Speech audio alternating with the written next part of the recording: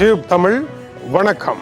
டென்மார்க்கினுடைய இமாம் அலி மசூதியில் முன்னர் இமாமாக இருந்த முகமது ஹானி கடந்த சனிக்கிழமை ஈரானினுடைய தலைநகர் தெஹ்ரானில் இடம்பெற்ற ஈரானினுடைய காலம் சென்ற அதி உயர் மத தலைவர் அயதொல்லா அலி கமேனியினுடைய இறுதி நிகழ்வில் பங்கேற்றிருக்கின்றார். அந்த நிகழ்வில் பங்கேற்று அங்கு நடைபெற்றவைகளை தன்னுடைய இன்ஸ்டாகிராம் பக்கத்தில் பதிவு செய்து புகைப்படங்களையும் வெளியிட்டிருக்கின்றார். அந்த நிகழ்வில் ஒரு இடத்தில் அவர் உரையும் ஆற்றியிருக்கின்றார். இது டென்மார்க் அரசியல் அரங்கில் பலத்த புயலை கிளப்பி இருக்கின்றது. டென்மார்க்கினுடைய தலைநகர் கோப்பன்ஹேகனில் தென் வடமேற்கு பகுதியில் அமைந்திருக்கின்ற இமாம் அலி மசூதியில் இவர் முன்னர் இமாமாக இருந்தவர். இவர் மீது பலத்த விமர்சனங்கள் இருந்தன. இந்த மசூதியானது ஈரான் அரசினுடைய சொந்த நிதியில் உருவாக்கப்பட்ட மசூதி என்பதும் இதற்கான நிதி வழங்கலிலும் அரசியல் நிலைப்பாடுகளிலும்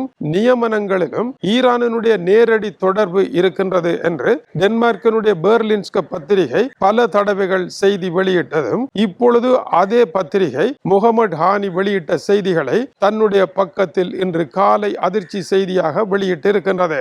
இவர் குறிப்பிடுகின்றார், அன்றைய தினம் குழுமிய மக்களில் பெருந்தொகையானவர்கள் கருப்பு நிற ஆடை அணிந்திருந்தார்கள். இது தங்களுடைய அதி உயர் மத தலைவரின் மீதான அனுதாபத்தை காட்டுகின்ற கவலையை தெரிவிக்கின்ற கருப்பு நிற உடையாக இருந்தது. அதேவேளை சிவப்பு நிற கொடிகளை பெருந்தொகையானவர்கள் ஏந்தி நின்றார்கள். சிவப்பு இரத்தத்தை குறிக்கின்றது. எனவே பழிக்கு பழி வாங்க வேண்டும் என்பது இவர்களுடைய துடிப்பாக இருந்தது. சர்வதேச ராஜதந்திர அரசியல் களத்தில் பழிக்கு பழி வாங்குவதில் இருக்கின்ற சிரமங்கள் பற்றி இவர்களுடைய உணர்ச்சி அக்கறைப்படவில்லை. பழிக்கு பழியே தீர்வென்று கூறியதாக அந்த செய்தி தெரிவிக்கின்றது. மேலும் இமாம் ஹானியினுடைய குறிப்புரையிலே ஈரானினுடைய அதி உயர் மத தலைவர் ஒரு மாவீரர் என்று போற்றப்பட்டிருக்கின்றார்.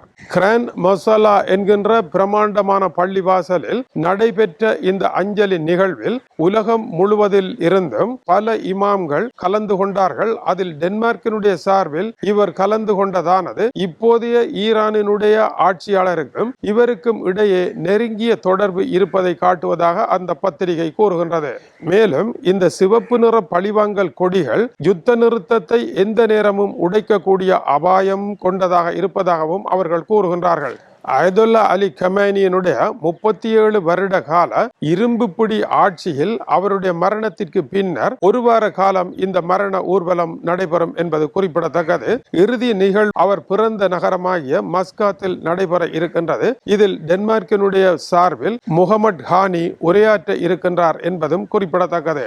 டென்மார்க்கில் ஈரானிய எதிர்ப்பாளர்கள் ஈரானியர்கள் நிறைய பேர் இருக்கின்றார்கள். டென்மார்க்கில் இருந்து ஒருவர் சென்று அங்கே பங்கேற்பது மிக ஆபத்தானது என்று இவர்கள் கருதுகின்றார்கள். ஏனென்றால் ஈரானினுடைய உளவு பிரிவினர் டென்மார்க்கில் இருக்கின்ற எதிர்ப்பாளர்களை தாக்குவதற்கு எடுத்த முயற்சிகளும் அதை தடுப்பதற்கு டென்மார்க் அரசு எடுத்த முயற்சிகளும் ஏற்கனவே உளவு பிரிவு வரலாறாக இருப்பதனால் இந்த இருவேறு முரண்பட்ட நிலைப்பாடுகள் பெரும் அரசியல் சர்ச்சையை கிளப்பியிருக்கின்றன.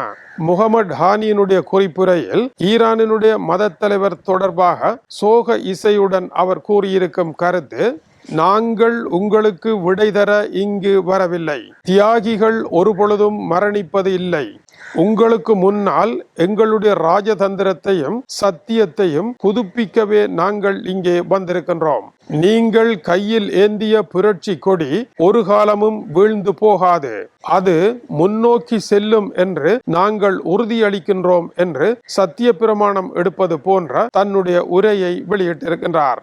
இதை 5000 பேர் வரை லைக் செய்திருக்கின்றார்கள். உலகம் முழுவதிலும் பல நாடுகளில் இருந்து பலவேறு மொழிகளில் இதை வாழ்த்தி பேசியிருக்கின்றார்கள் பலர். 24 மணி நேரத்தில் அழிந்து போகின்ற இன்ஸ்டாகிராம் பக்கத்திலும் இவருடைய ஆக்கம் வெளியாகி இருக்கின்றது. திங்களன்று ஈரானினுடைய புனித நகராகிய ஹோமில் இவருடைய உரை இடம்பெற்றிருக்கின்றது. அதுவே வெளியீடும் செய்யப்பட்டிருக்கின்றது. இந்த நிலையில் அயதொல்லா அலி கமேனியினுடைய உடல் ஈராக்கிற்கும் கொண்டு செல்லப்படுகின்றது. அங்கே இருக்கின்ற புனித நகரங்களாகிய நஜாப், ஹெர்பலா ஆகிய நகரங்களில் சிறப்பு அஞ்சலி நிகழ்வுகள் நடைபெறும். இது ஈராக் அரசினுடைய ராஜதந்திர அரசு மரியாதை ரீதியான அஞ்சலி நிகழ்வாக இருக்கின்றது. ஒரு நாட்டில் இருந்து இன்னொரு நாட்டிற்கு எல்லை கடந்து செல்லுகின்ற ஓர் அஞ்சலி நிகழ்வாக இந்த நிகழ்வு புகழ் பெற்றும் இருக்கின்றது.